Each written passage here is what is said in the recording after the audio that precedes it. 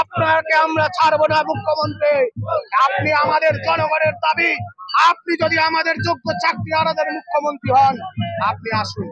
আমরা খোলাখুলি চ্যালেঞ্জ গ্রহণ করলাম। আপনার কাছে আছে বুলেট, আমাদের কাছে আছে বুক। আজকে পেতে দেবো বাংলার মানুষ।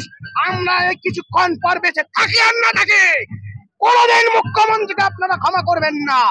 এই যোগ্য চাকরিহারাদের চাকরি নেই, মুখ্যমন্ত্রী মমতা বন্দ্যোপাধ্যায়কে আপনারা তৎক্ষণাৎ ছুড়ে ফেলবেন।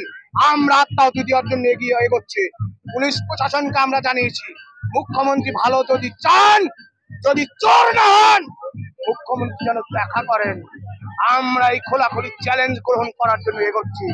সবটাই নির্ভর করবে মমতা বন্দ্যোপাধ্যায়ের উপর। চলুন। চাকরিহারা যোগ্য শিক্ষার্থীরা তারা এই মুহূর্তে বিধানসভার দিকে একেবারে এগোচ্ছেন। তারা বলছেন আমরা যোগ্যতার ভিত্তিতে চাকরি পেয়েছি, আমরা মেধার ভিত্তিতে চাকরি পেয়েছি, কিন্তু আজকে আমাদের চাকরি হারা হলো, সম্মান হারা হলো। তাই আজকে তারা মুখ্যমন্ত্রী মমতা বন্দ্যোপাধ্যায়ের সঙ্গে দেখা করতে রীতিমতো বিধানসভার দিকে পাড়ি দিয়েছেন এবং রীতিমতো তারা হুঁশিয়ারি দিয়ে বলছেন আমরা বাঁচবো কি মরবো জানি না, যদি আমাদের বাধা দেওয়া হয় আমরা বুক পেতে দেবো গুলি খাওয়ার জন্য, কিন্তু মুখ্যমন্ত্রীকে আপনারা ছাড়বেন না, আপনারা ক্ষমা করবেন না। এই রীতিমতো এইরকম ভাবে এই ভাষায় রীতিমতো হুঁশিয়ারি দিয়েছেন যোগ্য শিক্ষক শিক্ষিকারা। তারা কি বলছে, তাদের কি বক্তব্য শোনাবো আপনাদের। আমাদের দাবি এবং দফা একটাই, আমাদের হকের চাকরি, আমাদের সসম্মানের চাকরি, আমাদের যোগ্যতার পরীক্ষা দিয়ে যে চাকরি পেয়েছিলাম সেই চাকরিতে আমাদের সসম্মানে পুনর্বহাল করতে হবে। আমরা কোন রকম দুর্নীতি করিনি, দুর্নীতির সঙ্গে আমরা সমঝোতাও করিনি, কোনো নেতাকে বা মুখ্যমন্ত্রীকে আমরা কোনো টাকা পয়সা দিইনি। আমরা আমাদের মেধার ভিত্তিতে আমরা চাকরি পেয়েছি, এতদিন চাকরি করেছি, সসম্মানে চাকরি করেছি। তাহলে হঠাৎ করে মমতা ব্যানার্জি এবং মমতা ব্যানার্জির নেতৃত্বে যে সকল মন্ত্রিসভারা চুরি করেছিল তাদের দায় আমরা কেন নেব? তাদের দায় আমাদের চাকরি কেন যাবে? তার কারণে আমাদের এই আন্দোলন, আমাদের এই লড়াই, আমাদের আজ এই বিধানসভা মুভমেন্ট, যাতে আমাদের হকের চাকরি আমরা ফেরত পাই। এই যে বিধানসভায় আজকে আপনারা যাচ্ছেন, হ্যাঁ কেন বিধানসভায় যাচ্ছি? বিধানসভায় তো একজন বিধায়িকা আজ আমাদের মমতা ব্যানার্জি, আমরাই তো ভোট দিয়ে ওনাকে বিধায়িকা হিসেবে বসিয়েছিলাম। উনি তো নিজে নির্বাচিত হয়ে বসেননি, আমাদের মতো জনগণের দ্বারা নির্বাচিত হয়ে উনি ওই গদিতে বসেছিলেন বাংলার উন্নয়ন করবেন বলে। কিন্তু বাংলাকে কত বছরের জন্য উনি পেছাতে চাইছেন, ওনার দুর্নীতির দায়ে উনি শিক্ষাকে ভাঙতে চাইছেন, শিক্ষাকে মুছতে চাইছেন, শিক্ষার মেরুদণ্ডকে উনি নত করতে চাইছেন, কিন্তু আমরা তা করতে দেবো না। তাই আমরা বিধানসভায় যাব। আমি যোগ্য শিক্ষক, যোগ্য চাকরিহারা শিক্ষিকা, এটাই আমার পরিচয়। আপনাকে আমরা ছাড়বো না মুখ্যমন্ত্রী। আপনি আমাদের জনগণের দাবি, আপনি যদি আমাদের যোগ্য চাকরিহারাদের মুখ্যমন্ত্রী হন, আপনি আসুন। আমরা খোলাখুলি চ্যালেঞ্জ গ্রহণ করলাম। আপনার কাছে আছে বুলেট, আমাদের কাছে আছে বুক।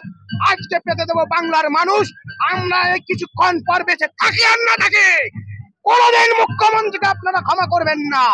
এই যোগ্য চাকরিহারাদের চাকরি নেই, মুখ্যমন্ত্রী মমতা বন্দ্যোপাধ্যায়কে আপনারা তৎক্ষণাৎ ছুড়ে ফেলবেন।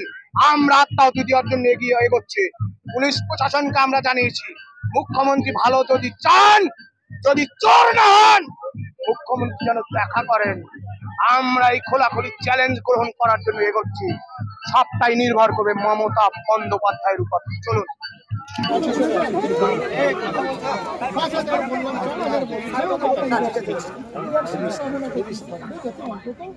আন্দোলনটা সঠিক জায়গায় আন্দোলনের যে কণ্ঠস্বর সেটা সঠিকভাবে সেটাকে আমাদের সহযোগিতা বাদ দিয়ে আপনি সেই জায়গাটা ওখানে পারেন না। আমাদের যখন ডিউটিতে আছে অন ক্যামেরা গেছে না, আপনাদের জন্য আপনারা ওখানে মিছিল করে আপনারা আসছেন, কলকাতা আরএসএম স্টক থেকে আসছেন কোটায়। মানে আমি কথা বলছি, ষোলো বছর আগে আপনাকে ফোন করছিলেন আপনি।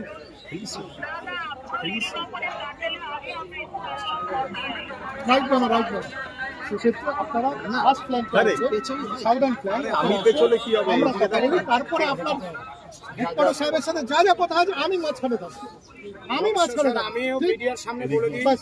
আমরা দীর্ঘদিন বিভিন্ন দাবি নিয়ে লড়াই করেছি, জিয়ের দাবি তো লড়েছি। আপনারা জানেন আমাদের জীবনের সংকটে বেআইনি নোটিশ বাতিল করতে হবে, রাজ্য বিধানসভায় 22 লক্ষ ওএমআর মিরর কপি প্রকাশ করতে হবে। Just 1 second. আর ওএমআর এর ভিত্তিতে যোগ্য অযোগ্যের তালিকা নিয়ে সুপ্রিম কোর্টে রায় রিভিউ করতে হবে। রাজ্যের মাননীয় মুখ্যমন্ত্রী কথা রাজ্যের মুখ্যমন্ত্রী যদি চোর না হন আমাদের সাথে দেখা করুন। আমরা পুলিশের সাথে আইন ভঙ্গ করবো না, যা বলেছি তাই করবো। আপনার কথা মেনে এগোচ্ছি। সবটা নির্ভর করবে পুলিশ আসুন, তারপরে কথা বলবো। নাও না ভাই। ওদিকে যাও, দাঁড়াও না কি আমার ভেতরটা কত কি?